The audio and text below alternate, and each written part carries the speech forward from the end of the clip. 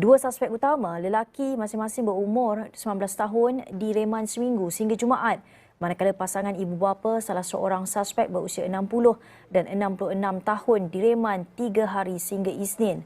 Ketua Polis Kelantan, Datuk Muhammad Yusof Mamat dalam satu kenyataan pada Sabtu memberitahu keempat-empat individu berkenaan ditahan sepasukan polis dari Jabatan Siasatan Jenayah Ibu Pejabat Polis Kontingen Kelantan bersama Ibu Pejabat Polis Kota Baru petang semalam dan awal pagi Sabtu.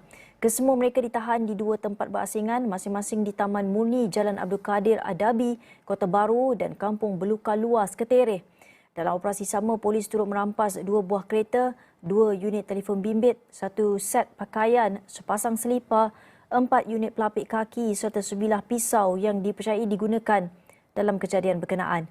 Kesemua tangkapan tidak mempunyai rekod jenayah lampau dan hasil ujian saringan air kencing mendapati negatif daripada sebarang penyalahgunaan dadah.